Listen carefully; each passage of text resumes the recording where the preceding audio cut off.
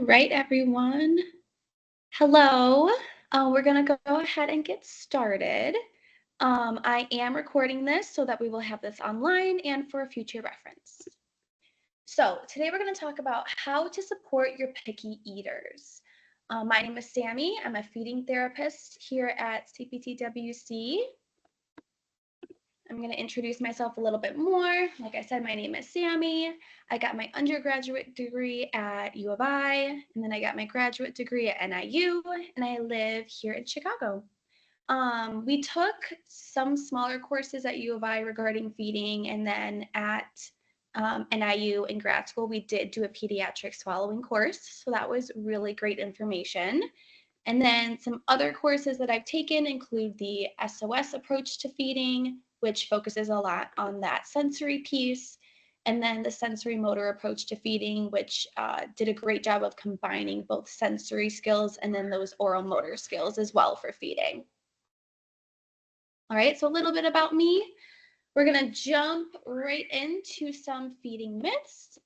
Some of this might be new, some of this might be review for you guys, but I'm just going to kind of go through the basics of feeding during this Parent University course. So I like to go over feeding myths just so that we can get a good idea of things we might have heard and why they might not be true. So number one, feeding is the body's number one instinct.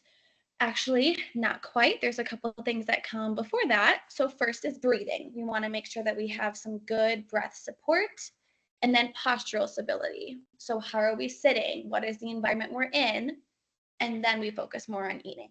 So a lot of times during feeding evaluations or just initial feeding therapies, we'll look at that postural piece or how the child is breathing, because those are very important in order for us to complete feeding and meal times. All right, number two, eating is instinctive. This is only true for the first few months of life. So around 6 months of age, eating switches to be more of a learned motor behavior. So feeding is not always that instinctive piece in us. At 6 months, we do tend to learn more of those skills, and it can get a little bit harder for us. Number three, eating is easy. Eating is actually the most complex physical task that we can engage in. It requires every organ system and all of those organ systems to work correctly. I'm going to show you an image in a couple slides that does a good job of representing this. But point is that feeding is very complex and it can be very difficult for our kids. Alrighty, number four, if a child is hungry enough, they will eat. I hear this a lot, and this is true for some kids. However, there is a percentage of children who will, quote unquote, starve themselves, typically inadvertently. When kids have learned that there's a reason to be nervous around food or that food is unsafe, no amount of hunger will overcome that. So this is kind of going back to that survival instinct. When we are in a heightened state and we have that fear, then our hunger is not going to come and our appetite will be suppressed. All right, number five, certain foods are only to be eaten at certain times of day. This is a myth. Food is just food. You can eat what you like and when you like it. A lot of times society kind of sets us up for you have to eat this food at a certain time of day. One of my favorite things is having breakfast for dinner. So really just kind of thinking about how food is just food and we shouldn't restrict kids for certain times of day to eat certain foods. Okay, so we're going to talk about picky eaters versus problem feeders. Picky eaters generally eat at least 30 different kinds of food. Problem eaters are a restricted range of foods, typically less than 20. All right, picky eaters will accept and eat foods after they've taken a break from the food. Problem eaters, when they lose the food, they typically won't start to eat it again. So for example, for me, I growing up, ate a ton of Cheez-Its and I needed a break from them, but then I was able to go back into the Cheez-Its, and that's more of a picky eater versus a problem eater will not go back to those Cheez-Its. They kind of lost that food. All right, picky eaters will tolerate new foods on a plate and might even interact with the food. Problem eaters will have difficulty tolerating new foods on their plate and will typically not interact with the food. Picky eaters will typically eat at least one food from most food textures and nutrition groups. Problem eaters will not eat entire categories of food, textures, or nutrition groups. Picky eaters, the problem has been occurring for less than 20 years. And then problem eaters, typically we see the problem occurring for more than 20 years. All right, so it's a little bit longer. Let's see.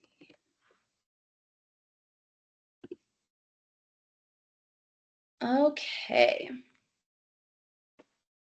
So why does picky eating happen? It's important to know that picky eating is normal. A lot of kids kind of go through that. This is their sense of control. It's something that kids tend to lose once they get to certain ages. So like they kind of lose the control when they have to go to school, what they have to wear, like they have to wear clothes, and then eating is something they can control a little bit more.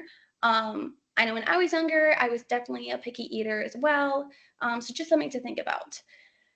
Why does picky eating happen? Survival instincts. This kind of goes back to our ancestors and thinking about, okay, are these berries poisonous or no? So it kind of goes back to like what can protect our bodies. So our survival instincts kicked in and we're a little bit more cautious. Okay, I'm not going to try that food because I don't think it's safe for me. Why does picky eating happen? Kids exploring their freedom. Like I said, they kind of lose that sense of control, and feeding is something they can really control for themselves. I see a lot of kids maybe around like holidays when a change in routine is happening or things are different and they don't feel that sense of control anymore, then they'll really hone in and control more of their foods during that time.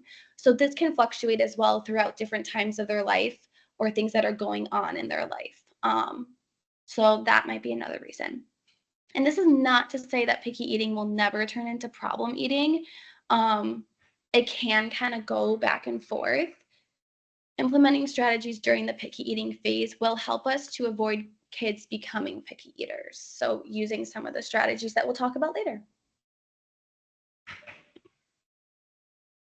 Alrighty, so this is the iceberg, the image that I talked about earlier that I like to refer to. So when we think of an iceberg, we typically think of what we see above the water, what's on top, but there's actually a lot going on under that water. So on top, we just kind of think of that feeding, just in general. Feeding, we see on top, we see all of these problems. But under the water, there's a lot more that might be going on. So in order to do mealtime and to do our feeding, we are using all of our organs. This includes our kidneys, our GI tract, heart, lungs, our brain. We're using all of these organs. And as we said, eating is very complex.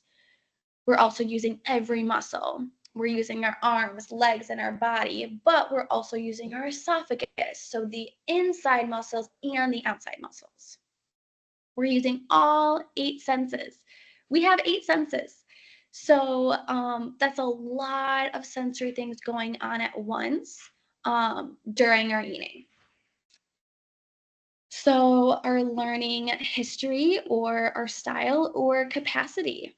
So this can go for, that visual piece for style, more problems because we look at it and we decide not to try it. So we've learned that style of food, I'm not going to try. Development. So as our body grows, as our oral motor skills develop, because remember, after 6 months, eating is more of a learned behavior. That definitely comes into play.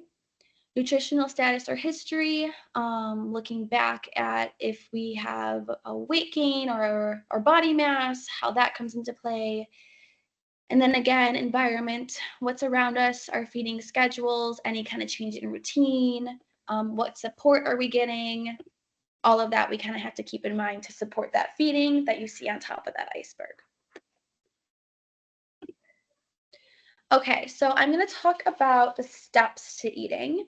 I learned this in the SOS approach. This is a simple view of what these steps are, and then I'll go more into depth in the next slide. So steps to eating, and these kind of pile on top of each other like steps. So it's a nice visual. So you start with what you can tolerate, whether that's in your personal space or just in the room, what you interact with, the smells, the touch, the taste, and then the eating. So again, a lot of this does come back to our sensory system. Let's look at some specific examples of this. So within those steps, there's like steps within the steps. All right, so looking at tolerates, can the child tolerate being in the same room as a certain food? Can they tolerate just looking at a food? Can they tolerate it being within their personal space? All right, so these are just certain little steps within that step of tolerating. How about interacts with? Are they helping set up with food? Are they interacting with it that way? Maybe interacting it with utensils or a container, so a barrier before actually touching the food. Are they using other food to interact with that food? So there's a lot of different ways to interact with foods, but that's another step. Moving on to smells. This one is a little bit harder to control. Typically, when people are cooking food, the aroma just kind of wafts within the room and the kids get some exposure to that, which is good. But are they leaning down to smell the food? How close are they to that odor? All right, moving to touch.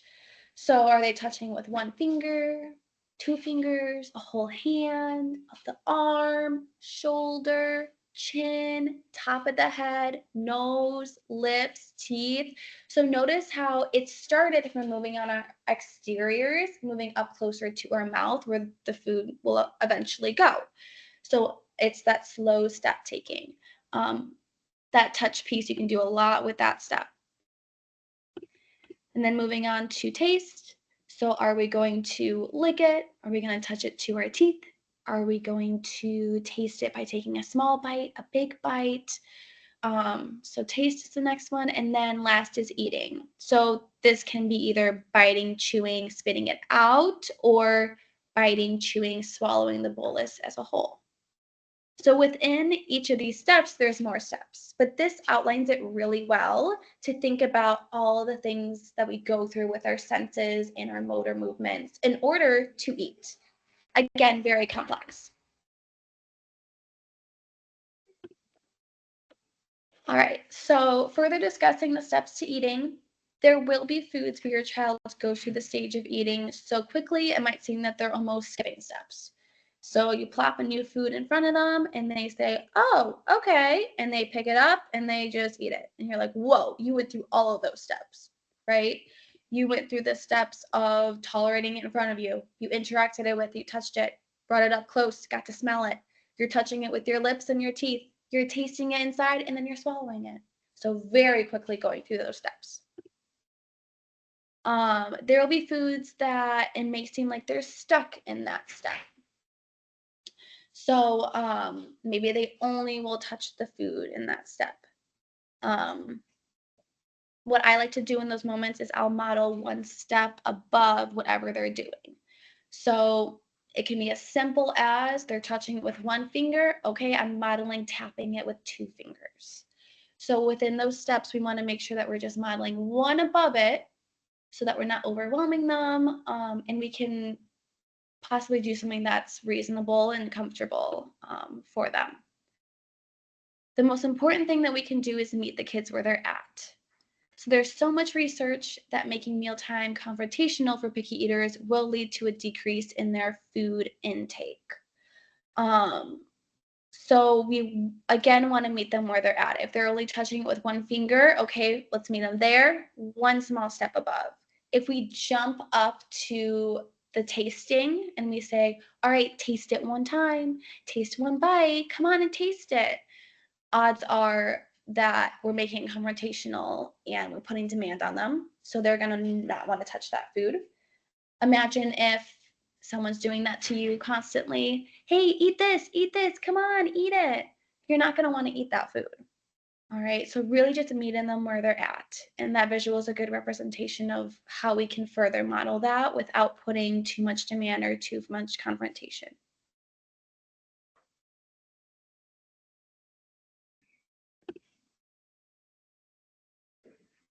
Okay, so repeated exposure. Exposure doesn't need to always come in the form of eating a food. All right, it's really easy to get stuck in the feeling that if a kid doesn't need a food, then it wasn't a successful, doesn't eat a food, then it wasn't a successful interaction with the food. So this is when we need to think about steps to eating. Do they go one step further than last time? Did they at least stay in the same step? All right, feeding is a very gradual process. Um, and it's something that we need to be patient with and something that we can go in with the little wins of they moved one step in today, they touched it with 2 fingers, or they tolerated it on the table today and they didn't push it away or become upset. So the little ones are very important because it's them moving through those steps, and these steps are very complicated. So something to keep in mind. Messy food play is an easy way to get kids exposure to foods. A lot of my coworkers know I just finished a feeding session when I walk out and there's food all over me too. Um, so messy food play is a really great strategy to decrease that stress, making it fun while also kind of doing those steps to feeding and exposing them to these foods to make it more familiar and positive for them. I'm going to talk a little bit more about that on the next slide. So some of the benefits of messy food play: kids learn that food is safe and is fun. This decreases the confrontational nature of eating that we talked about. Kids are exposed to different sensory experiences. So I like to do this in a lot of different ways. I kind of like to talk about it like a science experiment. This can be like an example of temperature. So, like a popsicle will start out, it's going to be really cold. And then when it gets warmer, it's melting. It's into like a liquid, a juice. So, kind of making it very much a learning experiment and making it fun. Um, Also, an example, heating things up in the microwave. Oh, when it's done right away, it's really hot. It's warm to the touch. But then as it sits there and it stands, it starts to become room temperature. So talking about changes that might happen in foods, because kids will get confused of, wait, it was this shape, it was a popsicle, it was cold, but now it's not. That's not what I expected. It changed. There was something different, and that might make it scary. So talking about it with them and exploring it with them is going to make it less scary and more safe.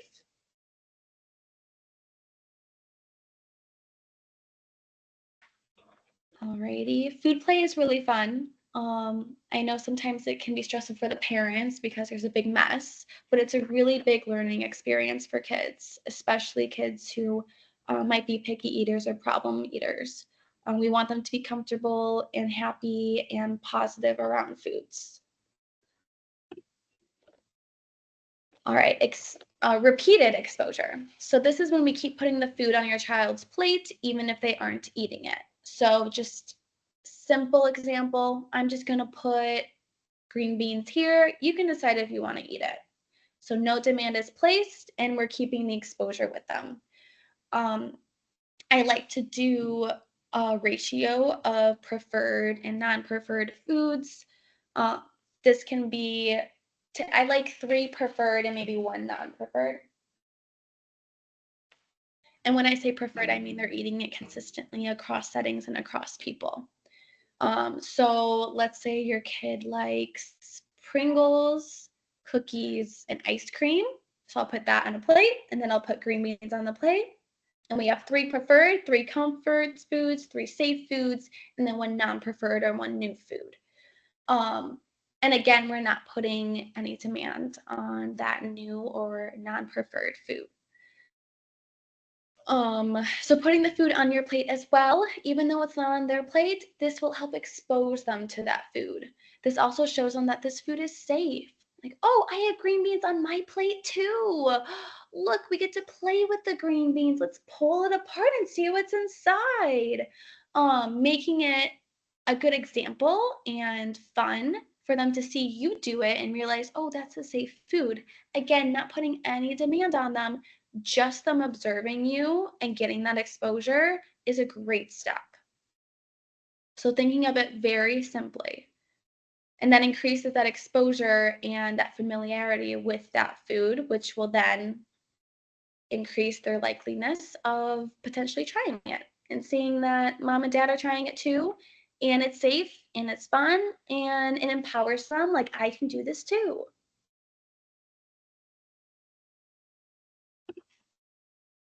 Alrighty, so involve kids in the kitchen.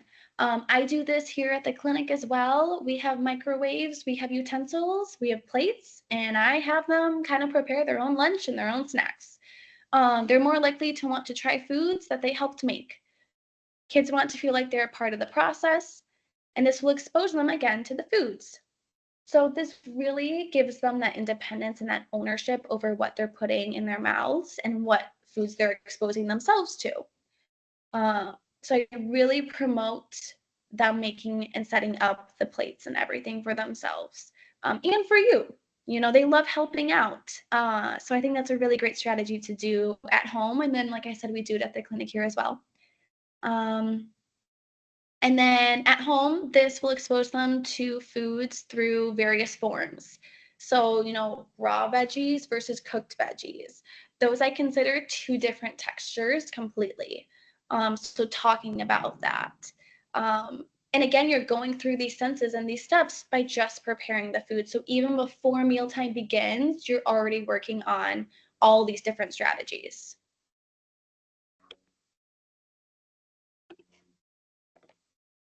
All right, I kind of talked about this already. Preferred foods, so there always should always be more preferred than non-preferred foods on the child's plate.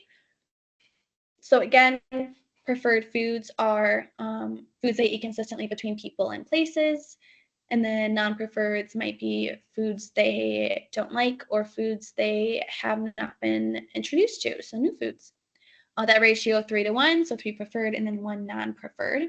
Just put it on and say, you can try it if you'd like.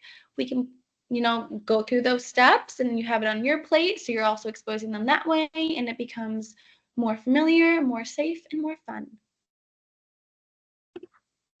All right, small changes to preferred foods. I like the strategy as well. I like to say small but noticeable changes because that visual piece, so even just tolerating the visual aspect of the food can be tricky for some kids. So changing things in little ways exposes them to preferred foods in different ways. This also helps with something called food jags. So this is when a child is eating a preferred food a lot, and then they kind of get sick of it, or they get over it and they're done with it. And like I said earlier on the slides, problem eaters don't really go back to those foods. So they don't return back to the foods that they cut off because of the food jag. So then it decreases their food inventory even more because we lost that food. So doing this to their preferred foods really helps that food jag problem. And you can do this in a lot of different ways, but again, making it small and noticeable. So cutting their bread differently. For a grilled cheese, I've cut it in 4 little squares. I'm going to cut it in 2 big rectangles this time. Using a different shaped pasta. So I'm going to use a long spaghetti. Now I'm going to try a fettuccine. So small but noticeable. Using a different brand. A lot of kids will get stuck on a certain brand. So I try and just label things very generally. So instead of a Capri Sun, I say we're going to have juice. We can talk about the different kind of juice. It's kiwi, it's apple juice. But I don't like to refer to things for brands because then we'll get stuck on that specific brand. Um, Feel free to make these kinds of things fun, cutting things up in different ways. I like to use cookie cutters. That helps a lot with different breaded materials like sandwiches or tortillas, and they can stamp the cookie cutter in to make these different shapes for the preparation. So that's a really fun way.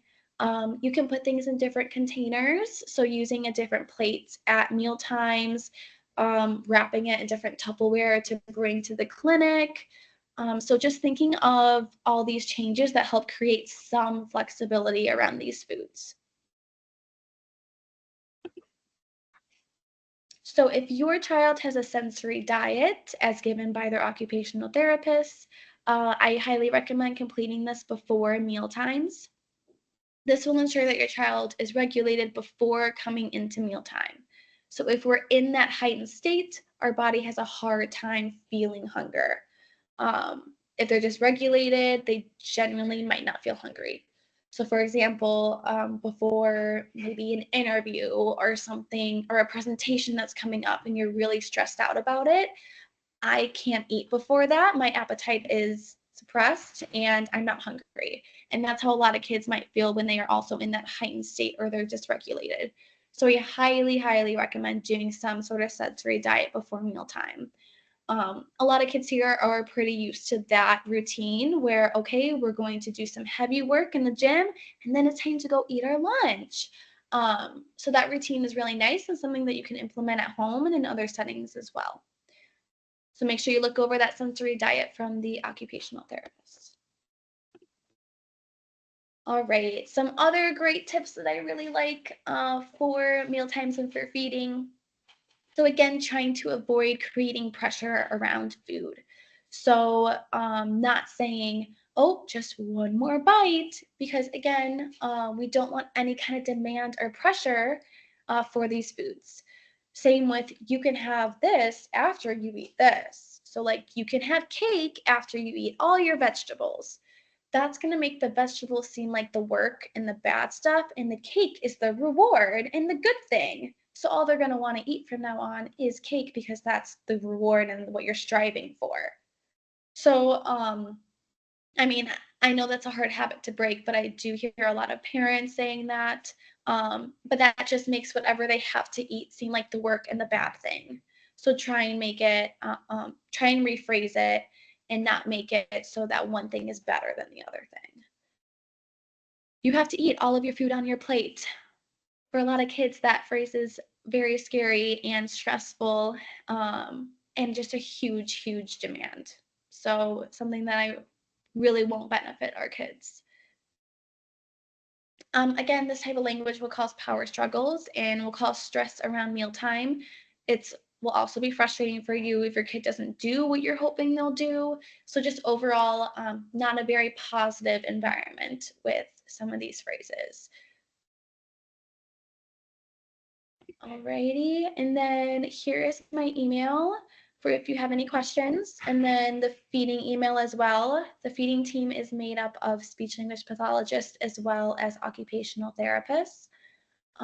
Feel free to reach out specifically to your child's SLP or OT if you have any questions about picky eating. But that's all that I have for today. So hope you all have a great day, and I'm going to stop the recording. Okay, bye.